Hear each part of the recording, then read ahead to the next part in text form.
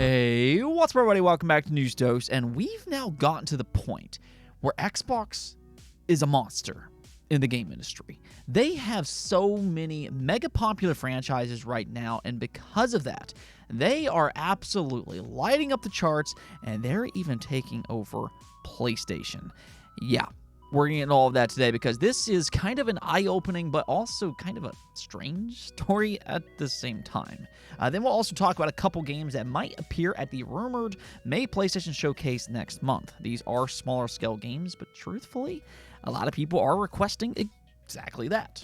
Not everything needs to be AAA, and we need more variety from console makers like PlayStation. So I actually view this as great news, if true, so do stay tuned for all of that as well. Before we get started, though, if you do enjoy these type of videos, do make sure to hit that subscribe button. That way, you'll get your daily gaming news dose every Monday through Friday. With that said, though, let's just go and jump right into things, starting off with No Rest for the Wicked. From the creators of Ori, Moon Studios launched their next game into early access on Steam today, though the co-founder wants fans to know that this is not just for your typical PC. They're also emphasizing PC gaming handhelds as well. You can see his statement here, which reads, "We never thought we'd get this done in time for launch, but so many of you have asked, and we love handhelds. So our hardworking team has moved mountains to make No Rest for the Wicked playable on Steam Deck, ROG Ally, and other handhelds day one. We're getting 30 to 40 FPS on the deck, depending on the quality, with some dips to 20 to 25 FPS. He then continues on to say that image quality, performance dips, and memory will be further improved as we will be patching and improving the game in the future. I really love how this game feels with Deck's locked 40 FPS screen and our 60 FPS game simulation and responsive input. So hopefully we'll be able to get that locked 40 FPS target sometime after launch." And that is one thing to keep in mind as you go into this. For as good as this game looks, it looks really good. And for as good as the early impressions were, at the end of the day, it's still an early access game. So don't go in expecting a flawless experience. It very much is still a work in progress. And that's what you're buying into when you get an early access game. You're really buying into the idea that you're there to help the developer to find and locate different issues. That way the full launch is as good as they can possibly make it. However, it is nice to hear that they are pushing for that locked 40 frames per second on handhelds. I know a lot of people will be very happy about that, actually, including myself. Now, speaking of those more isometric RPGs, let's go and talk about Larian Studios. After their huge success with Baldur's Gate 3 last year, and honestly, that might be a bit of an understatement, but there is rightfully a lot more anticipation about what they do next. Will their next game be Baldur's Gate 4? That would probably be the easy choice, just considering the weight of this franchise, but no. Larian Studios isn't just resting on their laurels. Instead, they said, as an independent studio since 1996, we value the freedom to follow our creativity wherever it leads. In this case, after 6 years in the Forgotten Realms and much discussion and rumination, we've decided to seize this opportunity to develop our own IPs. We're currently working on 2 new projects, and we couldn't be more excited about what the future has in store. So I actually think that this is a very smart move on their part, and let me explain why. See, the thing about Larian is that they just know how to make good games, and they already proved that even before Baldur's Gate 3. Divinity Original Sin, especially the second one, was already one of the best RPGs of its kind. And now that they are a household name among hardcore gamers with the release of Baldur's Gate 3, this will, without a doubt, build a ton of anticipation for their own original games, which they'll have more control of both financially and creatively. So I think this is a very good strategy on their part. Stay independently in control, and more so, they can also take what they've learned and apply it to their next games, one of which very well could end up being Divinity Original Sin 3. Now, you want to talk about an exciting game. If they announce that, I imagine there's going to be a lot of buzz around that game, especially with the influx of Baldur's Gate 3 fans as well. Okay, so let's go and talk about Xbox. So yesterday there was a debate in the comments over the biggest comeback stories in gaming. A few of the games that immediately comes to mind are Sea of Thieves, Final Fantasy XIV, that's a big one, Cyberpunk 2077, that one's much talked about, and of course, No Man's Sky. The turnaround that all of these games made are nothing short of incredible, and it's amazing to think about how those games have evolved over time. But if we're talking about gaming as a whole, not just games, but gaming as a whole, well, I also need to bring up the Nintendo Wii U to the Nintendo Switch, which, that is an insane turnaround. I think that might be the biggest console turnaround that we've ever seen, going from a console that sold around 15 million units to one that sold more than 140 million. That is absolutely incredible. But then more recently, if we want to talk about another turnaround, Xbox as an IP holder. I mean, you have to realize that Xbox back in 2017 had just 6 studios under its umbrella. They had Rare, Mojang, Turn 10, 343 Industries, The Coalition, and then Xbox Game Publishing. That was it. And now here we are 7 years later, and they have nearly 30 studios. And they hold some of the biggest franchises in gaming history. And that there is showing up on full display in the month of April.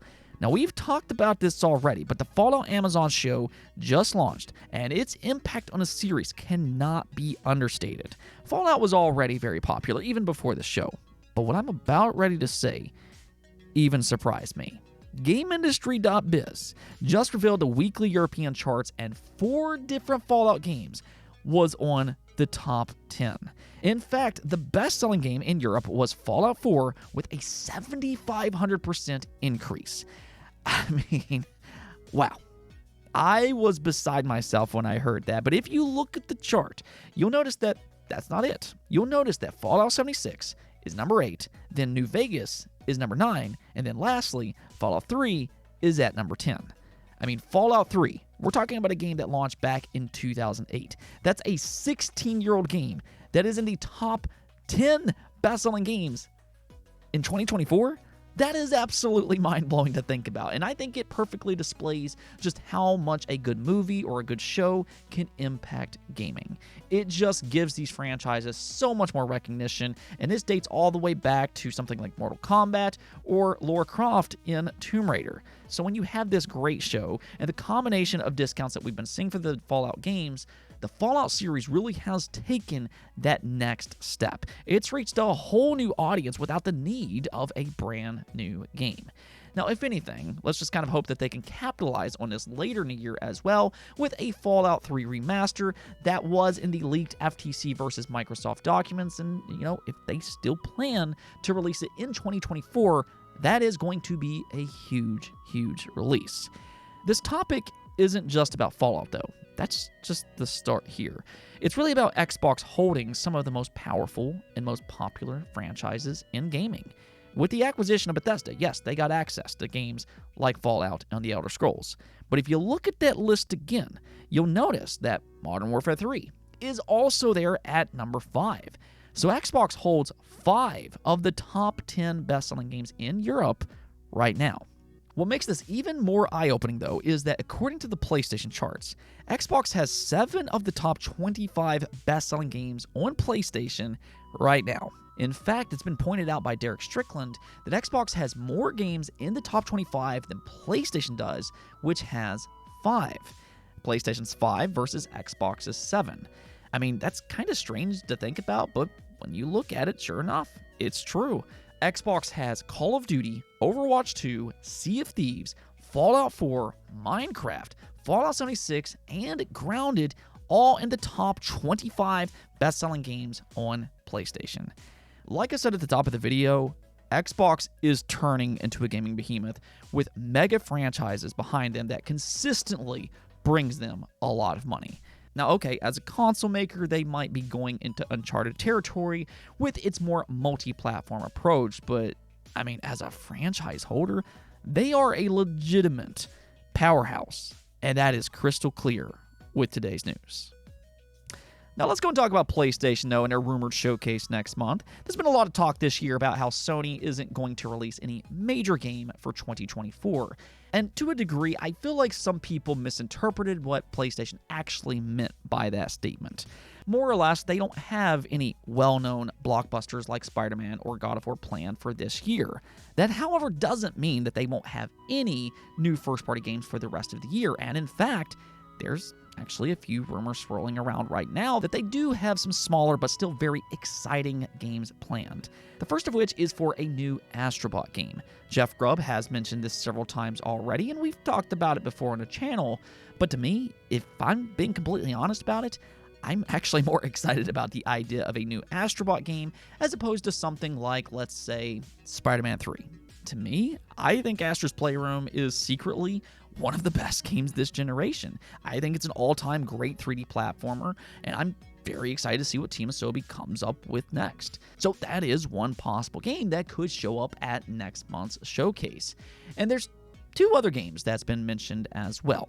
So this is coming from an alleged insider by the name of Orange with 2 E's, who apparently leaked details about the Gravity Rush movie. Well, according to this same person, they also claim that a Gravity Rush 2 remaster is coming to both the PlayStation 5 and PC this summer. That alone, I would say, is good news. And then a Medieval 2 remake developed by Other Ocean Interactive will release next month in May. Now, that is very unexpected, but if this is true, and that is a big if right now, but if it is, this could be some kind of shadow launch, possibly. They might announce it at their showcase, which will probably be in late May, assuming that the rumors are actually true, and they might drop Medieval 2 during that event. Now, okay, I do understand that this is a lesser-known series, but if anything, I'd say that it's a cult classic, especially over in Europe. It's very popular over there, from my understanding. And I think this would be a very welcome announcement, and really, I'd say for all 3 of these games. You know, this generation honestly needs more variety, and a lot of fans have complained that Sony isn't making enough of these smaller type of games. It feels like, for the most part, they've gone more into this direction of blockbuster or bust with the PlayStation 5. But 2024 could go against that line of thinking with games like these. I also have to say, though, that if Gravity Rush 2 really does get a remaster and a PC port, do not sleep on this game. It really is a unique and just fantastic game. And even more so, I think this is going to be the perfect fit for something like the Steam Deck. The first game was originally a PlayStation Vita exclusive, so, you know, in that way, going back to a handheld once again might actually feel right at home for Gravity Rush 2. Either which way, though, I mean, nothing is confirmed just yet. All of these are just rumors for the time being, but, I mean, hopefully we will get that PlayStation showcase next month, and we'll see then whether or not any of this is true.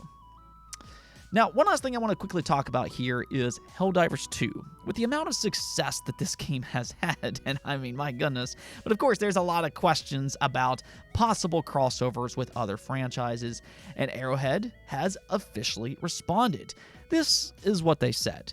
We look at them with interest, but also with a very large respect for the game fantasy and lore. Melee weapons could be plausible in Helldivers. Lightsabers from Star Wars would not. A Helldivers finding a remnant, artifact, or a letter from someone from another game or cultural universe is plausible.